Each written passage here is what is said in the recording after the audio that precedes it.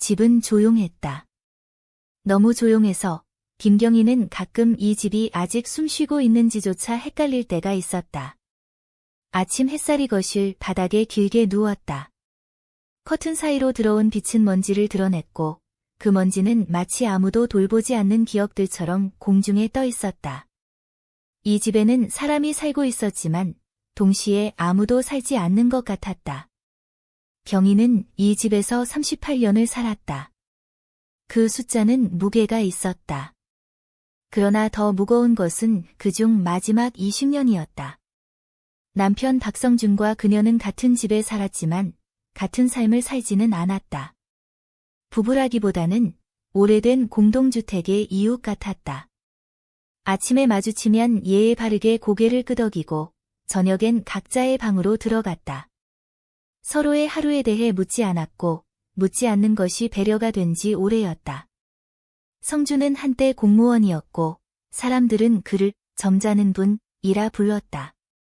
말수가 적고 감정을 드러내지 않으며 늘 단정했다. 그의 삶에는 큰 문제도 큰 기쁨도 없었다. 그리고 바로 그 점이 경희를 가장 지치게 했다. 싸움이라도 있었다면 좋았을 것이다. 고성이 오가고 문이 닫히고 눈물이 흐르는 밤이 있었다면. 그러나 성주는 싸우지 않았다. 그는 벽처럼 조용했고 벽처럼 단단했다. 경희는 그 벽 앞에서 점점 작아졌다. 밥은? 먹었어. 그게 대화의 전부였다. 그 이상도 그 이하도 없었다. 집안의 불은 늘 켜져 있었지만 그 불을 지키던 사람은 이미 오래전에 타버린 것 같았다. 딸은 결혼했고 다시 이혼했다. 그 과정에서 많은 말이 오갔지만 경희는 대부분을 삼켰다. 어머니로서, 시어머니로서, 그리고 아내로서 그녀는 늘 조용히 자리를 지켰다.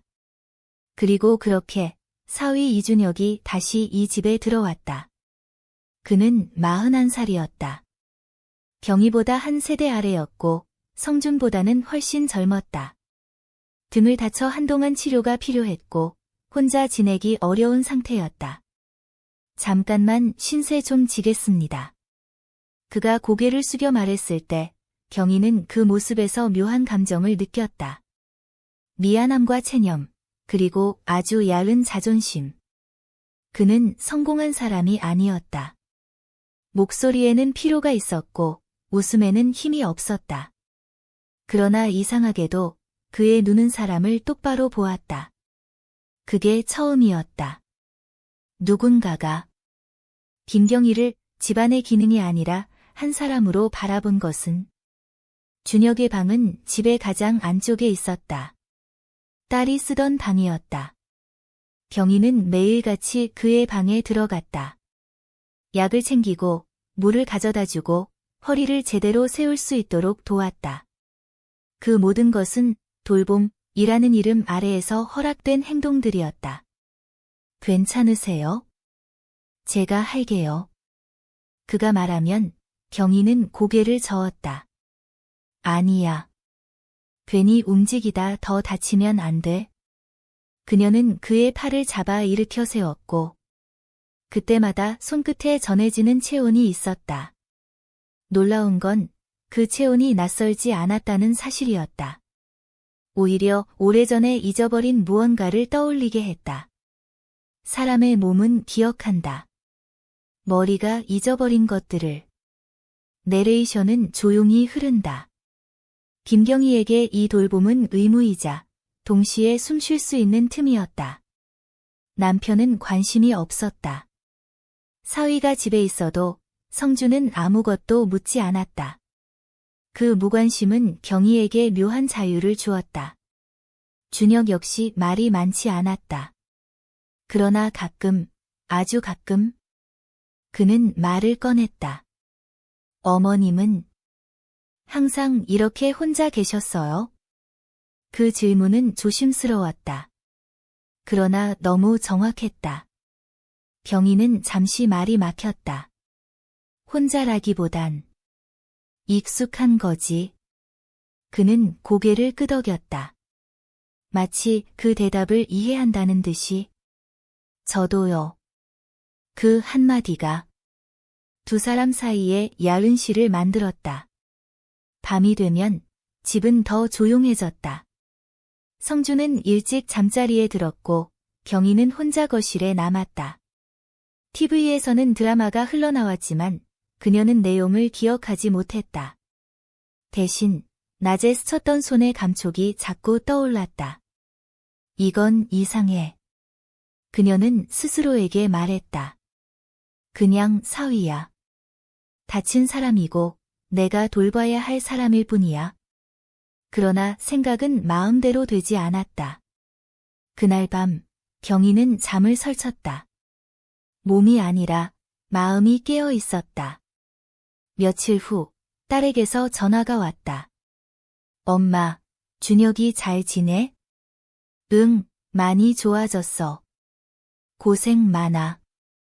엄마. 그 말에 경희는 이상하게 울컥했다. 고생이라는 단어가 이렇게 따뜻하게 들린 게 언제였는지 기억나지 않았다. 전화를 끊고 나서 그녀는 한동안 가만히 앉아 있었다. 그리고 그때 그녀는 깨달았다. 자신이 지금 이 집에서 누군가에게 필요해지고 있다는 사실을. 준혁은 회복이 더뎠다. 그래서 돌봄의 시간은 길어졌고 둘 사이의 침묵은 점점 편안해졌다. 말이 없어도 어색하지 않은 관계. 그건 부부보다 더 드문 것이었다. 어느 날 약을 건네다 손이 스쳤다. 이번에는 둘 다 피하지 않았다. 짧은 순간이었지만 그 안에는 너무 많은 것이 담겨 있었다. 놀람, 망설임, 그리고 설명할 수 없는 온기. 경희는 급히 손을 떼며 말했다. 미안하다. 내가 정신이 없어서. 준혁은 고개를 저었다. 아니에요. 제가 더 조심했어야죠. 그러나 그의 목소리는 흔들리고 있었다. 내레이션이 다시 흐른다. 이 집에서 처음으로 흔들린 것은 도덕이 아니라 침묵이었다. 그날 이후 경희는 자신을 더 자주 의식하게 되었다. 거울을 보는 시간이 늘었고 예전에는 신경 쓰지 않던 옷의 촉감이 느껴졌다. 아직 아무 일도 일어나지 않았다. 그러나 이미 무언가는 시작되고 있었다. 그녀 자신도 부정할 수 없는 방향으로. 밤, 경희는 불을 끄고 누웠다. 옆방에서 들려오는 아주 작은 기척이 이상하게 크게 들렸다. 이 집은 여전히 조용했다. 그러나 그 조용함은 더 이상 텅 빈 소리가 아니었다. 숨을 고르며 그녀는 생각했다. 이 감정은 잘못된 걸까? 혹은 너무 늦게 찾아온 걸까? 김경희는 그것을 우연히 발견했다. 정확히 말하면 우연히 발견했다고 믿고 싶었다. 준혁의 방을 정리하던 오후였다. 이제 혼자서도 조금씩 움직일 수 있게 되었고 그녀는 더 이상 매 순간 옆에 붙어 있을 필요는 없었다. 그래서 그날은 침대 옆 서랍을 정리하고 있었다. 약 봉투, 병원 영수증, 오래된 휴대폰 충전기. 그런 것들 사이에서 접힌 천 하나가 손에 걸렸다. 경희는 처음엔 그게 무엇인지 알아보지 못했다. 그러나 펼치는 순간 그 색이 눈에 들어왔다. 붉은색. 너무 붉어서 이 방의 조용한 공기와 전혀 어울리지 않는 색. 잠시 그녀는 숨을 멈췄다. 그건 여성 속옷이었다. 아주 작고 부드럽고 한 번도 빨지 않은 듯한 상태로. 그녀는 얼어붙은 채로 서 있었다. 내레이션이 낮게 깔린다. 그 순간 김경희의 머릿속에는 수많은 생각이 스쳐 지나갔다.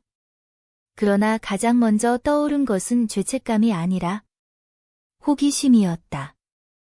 왜 이걸 아직 가지고 있을까? 왜 버리지 않았을까? 그녀는 그것이 딸의 것이 아니라는 사실을 바로 알아차렸다. 딸은 이런 색을 입지 않았다. 결혼 생활 내내 딸은 늘 무채색을 입었다. 그렇다면 이건 그의 과거. 경희는 속옷을 조심스럽게 접었다. 그러나 손끝에 남은 촉감은 쉽게 사라지지 않았다. 그 순간 이상한 생각이 그녀를 스쳤다. 아직도 이 사람 안에는 이런 감정이 남아있구나. 그리고 그 다음 생각은 더 위험했다. 그렇다면 나도 아직. 경희는 그날 저녁 혼자 방에 들어가 문을 닫았다. 거울 앞에 섰다. 65년을 살아온 얼굴이 있었다. 주름은 숨길 수 없었고 목은 예전 같지 않았다. 그러나 눈은 생각보다 또렷했다. 그녀는 서랍에서 오래된 속옷을 꺼냈다. 늘 입던 무난한 색의 것. 그리고 잠시 망설이다가 아까 보았던 붉은색을 떠올렸다. 그녀는 웃지도 울지도 않았다. 그저 천천히 갈아입었다. 몸이 달라진 것은 없었다. 그러나 거울 속의 표정은 분명히 달랐다. 이게 무슨 짓이야? 그녀는 스스로에게 속삭였다. 하지만 벗지 않았다. 앞정 이야기가 점점 깊어지고 있습니다. 지금 이 감정의 흐름이 느껴지신다면 구독과 좋아요 한번 눌러주세요. 이 다음 이야기를 놓치지 않으실 수 있습니다. 문제는 그 다음 순간이었다. 어머님. 문이 열렸다. 준혁이 서 있었다. 그의 얼굴이 굳어 있었다. 그는 아무 말도 하지 못했고 경희 역시 그랬다. 시간이 멈춘 듯 했다. 붉은색 거울 두 사람의 시선. 경희는 본능적으로 팔을 내려 몸을 가리려 했지만 이미 늦었다. 수치심이 파도처럼 밀려왔다. 죄송해요. 그녀의 목소리는 거의 들리지 않았다. 준혁은 급히 고개를 돌렸다. 아니에요. 제가 들어온 게 잘못이에요. 그러나 방을 나가지 않았다. 그 침묵이 가장 위험했다. 경희는 숨을 고르며 말했다. 그냥 정신이 좀 없었어. 그 말은 거짓이었다. 그러나 전부는 아니었다. 준혁은 잠시 망설이다가 천천히 입을 열었다. 어머님. 혼자 계신 시간이 많이 길죠. 그 말에 경희의 가슴이 조여왔다. 그런 말 하지 말아라. 그녀는 단호하게 말하려 했지만 목소리는 떨렸다. 괜히 이상하게 들린다. 준혁은 고개를 숙였다. 죄송합니다. 그러나 그 사과는 대화를 끝내기 위한 것이 아니었다. 경희는 갑자기 말했다. 사람이 말이야. 그녀 자신도 놀랄 만큼 말이 흘러나왔다. 너무 오래 혼자 있으면 자기가 살아 있는지조차 모르겠더라. 준혁이 고개를 들었다. 그녀는 계속했다. 남편은 늘 바빴고 딸은 자기 인생을 살았고 나는 그냥 집에 남아 있었지. 그녀는 그를 보지 않았다. 바닥을 보고 말했다. 누가 옆에 있어도 아무도 나를 보지 않는 느낌. 그게 얼마나 사람을 말라가게 하는지 너는 아직 모르겠지. 방 안이 조용해졌다. 내레이션. 이것은 변명이 아니었다. 김경희에게 이것은 처음으로 내보이는 진실이었다. 준혁은 아무 말 없이 천천히 손을 뻗었다. 그의 손은 그녀의 손등 위에 놓였다. 아주 조심스럽게. 그 순간 병희는 손을 빼지 않았다. 그것이 모든 것을 바꾸는 선택이라는 걸 알면서도 이 이야기는 다음 이야기에서 더 깊어집니다. 그날 이후 두 사람 사이에는 말하지 않는 약속이 생겼다. 그 일에 대해 다시 언급하지 않는다. 그러나 침묵은 오히려 더 많은 것을 말해주었다. 손이 스칠 때 눈을 피하지 않게 되었고 방 안에 둘만 있을 때 공기가 달라졌다. 병희는 스스로를 자주 다그쳤다. 이건 안 돼. 선 넘지 마. 그러나 이미 마음은 한 발 앞서 있었다. 어느 날 남편 성준이 외박을 하게 되었다. 며칠 출장이다. 늘 하던 말이었다. 병희는 고개를 끄덕였지만 이번엔 가슴이 이상하게 뛰었다. 그 밤 집은 유난히 조용했다. 너무 조용해서 서로의 숨소리가 들릴 것만 같았다. 준혁의 방문 앞에서 병희는 잠시 멈춰 섰다. 노크를 할까? 돌아갈까? 그녀는 선택해야 했다. 그리고 그 선택의 순간에서 이야기는 멈춘다. 병희는 노크하지 않았다. 그러나 돌아서지도 않았다. 문 앞에 서서 자신의 숨소리가 이렇게 큰 소리였는지 처음 알았다. 심장이 뛰는 소리가 귀까지 올라와 마치 집 전체에 울리는 것 같았다. 그녀는 손을 들었다가 다시 내렸다. 그리고 문이 열렸다. 준혁이었다. 그는 이미 깨어 있었다. 아니, 어쩌면 경희가 올 거라는 걸 알고 있었는지도 모른다. 어머님. 그의 목소리는 낮았고 놀람보다는 확인에 가까웠다.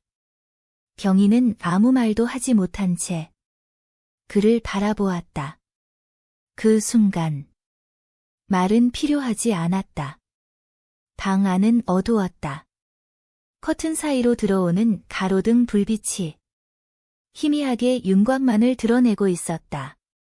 그 어둠 속에서 병희는 이상할 정도로 편안함을 느꼈다. 젊었을 때도 아니고 아내였을 때도 아니었던 감정. 그저 있는 그대로 존재해도 되는 느낌. 준혁은 한 발 물러섰다. 지금 돌아가셔도 됩니다.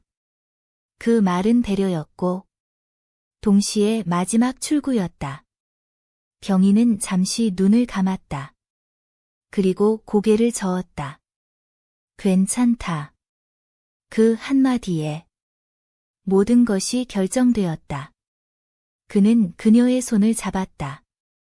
이번에는 망설임 없이 손바닥과 손바닥이 닿는 순간 병희는 몸이 아니라 마음이 먼저 반응하는 걸 느꼈다. 오래전부터 굳어있던 무언가가 천천히 풀리는 느낌. 내레이션이 조용히 흐른다. 이 순간 김경희는 젊음을 되찾은 것이 아니었다.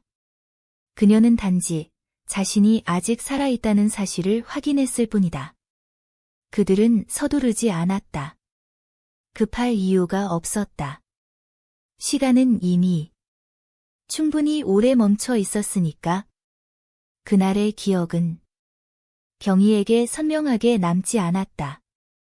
어떤 행동이 있었는지, 누가 먼저였는지, 그것보다 더 강하게 남은 것은 감정의 해방감이었다. 누군가에게 선택받았다는 느낌. 누군가가 자신의 온기를 기억하려는 듯한 시선. 그녀는 울지 않았다. 웃지도 않았다. 그저 조용히 숨을 쉬었다. 아침이 되자 현실은 다시 모습을 드러냈다. 병희는 부엌에 서서 아침을 준비했다. 늘 하던 일과 다르지 않았다. 그러나 모든 것이 달라져 있었다. 준혁이 부엌으로 나왔을 때 두 사람은 잠시 시선을 마주쳤다.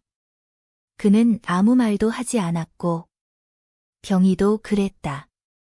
그러나 그 침묵 속에는 분명한 공모가 있었다. 우리는 안다. 그리고 그것을 공유한다. 며칠은 아무 일도 없는 것처럼 흘러갔다. 그들은 이전과 다르지 않게 거리감을 유지했다. 그러나 밤이 되면 그 미세한 균열이 다시 벌어졌다. 시선이 머무는 시간, 우연을 가장한 접근. 병희는 자신이 점점 더 그 시간을 기다리고 있다는 사실을 깨달았다. 그 깨달음이 그녀를 두렵게 했다. 이건 마지막이야. 어느 날 밤, 그녀가 먼저 말했다. 준혁은 대답하지 않았다. 그저 그녀를 바라보았다. 더 이상 이러면 안 돼. 말은 단호했지만 목소리는 그렇지 못했다. 그는 조용히 물었다. 정말 그렇게 생각하세요? 병희는 대답하지 못했다. 그 침묵이 이미 답이었다. 내레이션. 사람은 위험한 선택을 할 때 늘 이번이 마지막이라는 말을 붙인다. 그러나 그 말이 지켜지는 경우는 거의 없다. 그들은 다시 선을 넘었다. 이번에는 더 익숙하게. 익숙함은 두려움을 무디게 했다. 그리고 무뎌진 두려움은 더 큰 욕망을 불러왔다. 어느 날, 예상보다 이른 시간에 현관문 소리가 났다. 병희의 심장이 내려앉았다. 출장이 하루 줄었어. 성준의 목소리였다. 그는 아무것도 모르는 얼굴로 신발을 벗고 들어왔다. 그 순간 준혁은 그의 방에 있었다. 병희는 평정을 가장했다. 그래. 고생했어요. 그녀의 손은 떨리고 있었지만 성준은 보지 않았다. 그는 늘 보지 않았다. 그날 밤 병희는 거의 잠들지 못했다. 발소리 하나에도 심장이 크게 뛰었다. 그러나 이상하게도 그 공포 속에서 다른 감정이 고개를 들었다. 흥분. 그녀는 스스로를 책망했다. 이건 잘못된 거야. 하지만 동시에 몸은 그 긴장을 기억하고 있었다. 며칠 후 그들은 다시 만났다. 이번에는 더 조심스럽게, 그러나 더 깊게. 병희는 깨달았다. 이건 더 이상 순간의 실수가 아니라는 것을. 이건 의존이었다. 서로에게서 느끼는 위험과 위안. 그 모순된 감정이 그들을 묶고 있었다. 어느 저녁, 성준이 샤워를 하러 들어간 사이 병희는 잠시 부엌에 서 있었다. 그때 준혁이 조용히 다가왔다. 어머님. 그녀는 고개를 돌렸다. 그의 눈에는 망설임보다 결심이 더 많았다. 그는 낮은 목소리로 말했다. 이제 멈출 수 있을까요? 병희는 잠시 그를 바라보다가 천천히 고개를 저었다. 모르겠다. 그게 그녀의 진심이었다. 내레이션이 마무리된다. 이 순간 김경희는 깨달았다. 이미 너무 멀리 와버렸다는 것을. 그리고 돌아가는 길은 처음부터 없었는지도 모른다는 것을. 그날 밤 집은 여전히 조용했다. 그러나 그 조용함은 이제 더 이상 안전하지 않았다. 폭풍 전의 고요처럼. 그날은 아무런 예고도 없이 찾아왔다. 경희는 오후 내내 마음이 가라앉지 않았다. 특별한 이유는 없었다. 그저 설명할 수 없는 불안이 몸 안에서 천천히 퍼지고 있었다. 준혁은 그날 유난히 말이 없었다. 회복은 거의 끝났고 곧 집을 나가야 할지도 모른다는 이야기를 그는 꺼내지 않았다. 말하지 않는 것이 서로를 붙잡는 마지막 방법이라는 걸 두 사람 모두 알고 있었기 때문이다. 해가 지고 집안의 불이 하나둘 켜졌다. 성주는 아직 오지 않았다. 출장이라고 했고 돌아올 시간은 정해지지 않았다. 그 애매함이 경희의 마음을 더 불안하게 만들었다. 잠깐 방에 좀 들어올래요? 준혁이 조용히 말했다. 그의 목소리는 평소보다 낮았고 경희는 그 이유를 묻지 않았다. 그저 고개를 끄덕였다. 그의 방 문이 닫히는 순간 경희는 숨을 깊게 들이마셨다. 이제는 익숙해진 공간. 그러나 오늘은 공기가 달랐다. 조금만 더 크게 숨 쉬어도 무언가 무너질 것 같은 느낌. 그들은 말을 하지 않았다. 말은 이미 너무 많은 것을 망가뜨릴 수 있었다. 경희는 옷을 정리하듯 천천히 움직였다. 그 순간 현관에서 문 여는 소리가 났다. 찰칵. 경희의 심장이 멎는 듯 했다. 나왔어. 성준의 목소리였다. 시간이 멈췄다. 준혁의 얼굴이 순식간에 창백해졌다.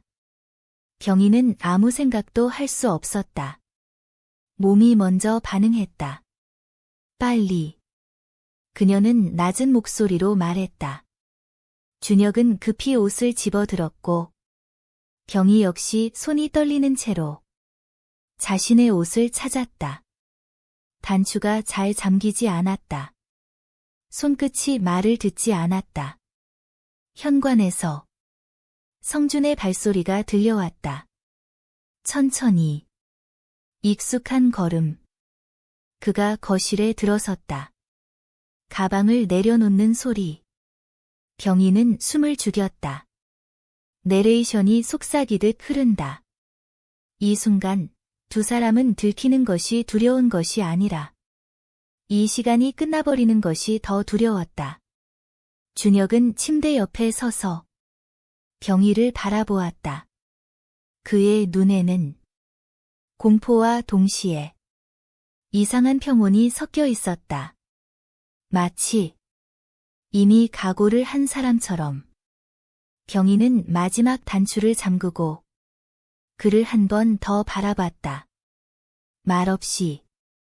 그게 작별 인사일지도 모른다는 걸 알면서. 경희. 성준의 목소리가 문 밖에서 들렸다. 차 좀 마실까? 그는 아무것도 모르는 얼굴로 문 앞에 서 있었다. 경희는 목을 가다듬었다. 금방 갈게요. 그 한마디가 그녀의 삶을 다시 원래 자리로 밀어 넣었다. 문을 나서기 전 경희는 잠시 멈췄다. 그리고 아주 작게 말했다. 고맙다. 준혁은 대답하지 않았다. 그러나 고개를 끄덕였다. 그것으로 충분했다. 부엌에서 세 사람은 잠시 함께 있었다. 성주는 평소처럼 뉴스를 흘려듣고 있었고 준혁은 조용히 물을 마셨다. 경희는 컵을 내려놓는 손에 아직 떨림이 남아있다는 걸 느꼈다. 그러나 아무도 묻지 않았다. 아무도 보지 않았다. 이 집은 늘 그래왔다. 그날 밤 경희는 혼자 방에 누웠다. 성주는 이미 잠들어 있었다. 그의 숨소리는 규칙적이었고 그 규칙성은 이 집의 오랜 리듬 같았다. 경희는 천장을 바라보며 눈을 감지 못했다. 조금 전까지 가슴을 죄던 공포가 사라지고 그 자리에 이상한 공허함이 남아 있었다. 끝났다는 느낌. 그러나 동시에 완전히 끝나지 않았다는 확신. 며칠 후 준혁은 집을 나갔다. 짐은 많지 않았다. 처음 왔을 때와 마찬가지로 그동안 신세 많이 졌습니다. 그는 정중하게 말했다. 경희는 고개를 끄덕였다. 몸조심하고. 그 말은 어머니의 말이었고 또 그 이상도 그 이하도 아니었다. 그는 문 앞에서 잠시 멈췄다가 돌아보지 않고 나갔다. 문이 닫히는 소리가 집 안에 울렸다. 그리고 다시 집은 조용해졌다. 시간은 흐른다. 경희는 여전히 아침을 준비하고 빨래를 하고 장을 본다. 성주는 여전히 묻지 않고 보지 않는다. 겉으로 보면 아무것도 변하지 않았다. 그러나 경희는 알고 있었다. 자신 안에 이전에는 없던 것이 남아 있다는 사실을. 어느 날 서랍을 정리하다 경희는 붉은색 천을 발견했다. 그녀는 잠시 그것을 바라보다가 다시 접어 넣었다. 버리지 않았다. 그렇다고 꺼내지도 않았다. 그저 거기 두었다. 내레이션이 마지막으로 흐른다. 김경희는 선택의 결과를 자랑하지도 후회하지도 않았다. 그녀는 단지 자신의 삶 안에 숨겨진 또 하나의 방을 알게 되었을 뿐이다. 밤이 되자 경희는 창가에 섰다. 밖에는 불빛이 많았고 사람들의 삶은 여전히 어딘가로 흘러가고 있었다. 그녀는 조용히 생각했다. 만약 다시 그런 순간이 온다면 나는 다른 선택을 할 수 있을까? 답은 없었다. 그러나 이상하게도 그 질문 하나만으로도 그녀는 살아있다는 느낌을 받았다. 집은 여전히 조용하다. 그러나 그 조용함은 이제 완전히 비어있지 않다. 보이지 않는 곳에 아직 식지 않은 온기가 남아 있기 때문이다.